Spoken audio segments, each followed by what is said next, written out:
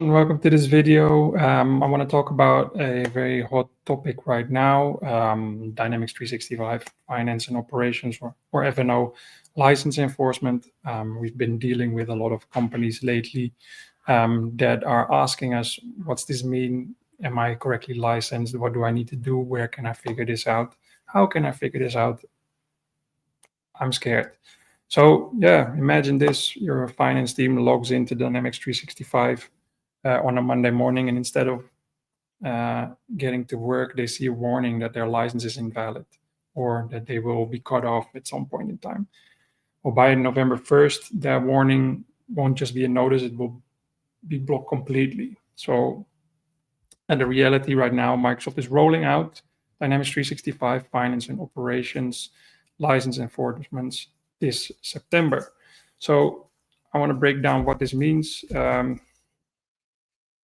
why it matters, and what your organization needs to do before the crackdown hits.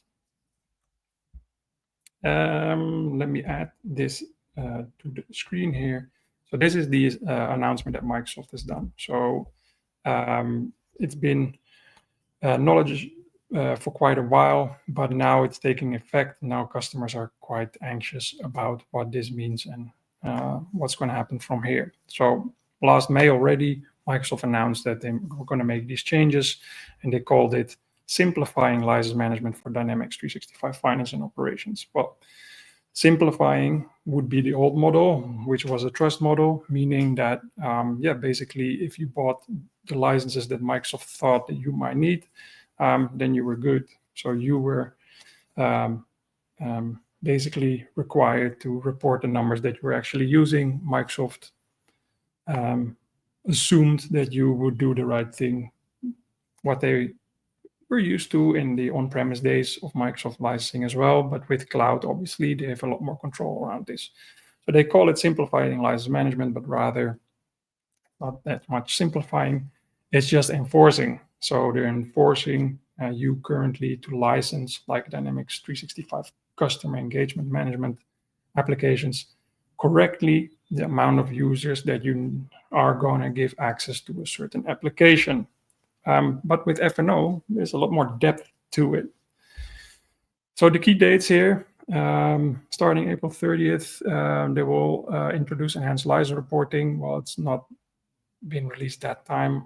The new updated environment, I think, was done a few months ago, but only now customers are starting to move to that new environment. They're upgrading the environment to the latest so that they can get this increased license reporting. And starting September 1st, which is a few days ago as of this recording, but not less shocking right now, users that are not correctly licensed will see in their Dynamics environment a message, a notification stating that they might not be correctly licensed for my Dynamics 365 F&O. And then, beginning November 1st, 2025, all Dynamics 365 customers will be required to assign user licenses directly through the Microsoft 365 Admin Center. So you have from now until November 1st to get everything sorted, cleared out, and assigned correctly. So like M365, like Dynamics 365 CRM applications, you need to actually start and assign the correct licenses to your users. Whereas in the past, you didn't need to assign the F&O licenses to the users. Right now, you need to actually start doing that. Otherwise, your users might face an issue as of November 1st.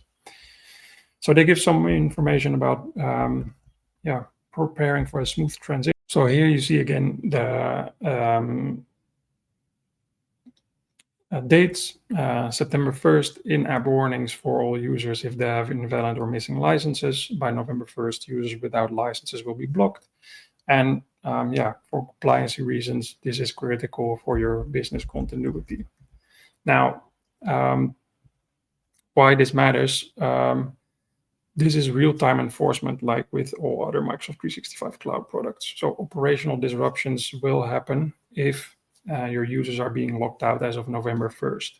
And they will be locked out if they don't have licenses assigned, if they don't have the correct licenses assigned, because their default access will go to the license that has been assigned. And yeah, so basically compliance is now essential for your business to continue to operate correctly. So you want to do that work on figuring out if you're correctly licensed and start assigning those licenses as well, because many of the current Microsoft customers that use F&O are not used to assigning the licenses that they buy, or might not even have an idea if they're licensed correctly.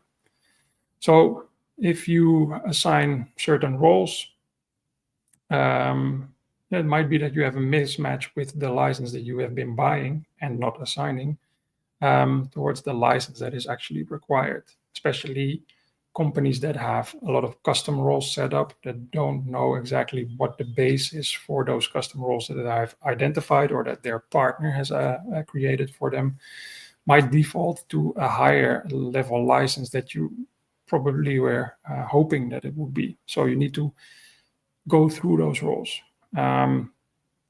You might have a lot of inactive or misassigned accounts that you're not aware of because you didn't actually have to do a lot of cleanup in the past. It was just based on, oh, I have these active users, so I'll report license for these users. If those inactive users are still in your environment, Microsoft will count those for you and force you to license them. So you need to actually start doing this cleanup as well. Yeah, so you might want to, even before September 1st, but if not, start right now, run a license audit. So check your current usage against the license that you have bought. Start assigning those licenses that you have bought to your users as well. And check your role assignments versus the license that you have bought. So it might be that you think that an operations activity license will fulfill the requirements of a certain role that you have given to one of your users, but Microsoft might think differently. And the new portal will give you a lot more reports that you can use in order to figure out if Microsoft thinks that you are over or under licensed. These new reports that you can get will also have a new usage activity report in there as well, where you can see the activity of your users according to Microsoft in your environment and clean up based on that. So again, this starts November 1st, 2025. Your business continuity will be impacted by this. So make sure you get on top of things before that time. Yeah, as a call to action, we've been doing a lot of cases like this over the past months. So if you need help with your internal audit, role to license mapping, a compliance strategy, cleaning up inactive accounts, happy to help you, happy to help you in the right direction. So yeah, contact us. Let's discuss your case. And as always, yeah, let's work on this together.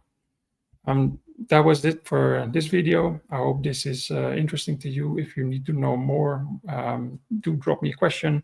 Always happy to help. So thanks very much and see you on the next one.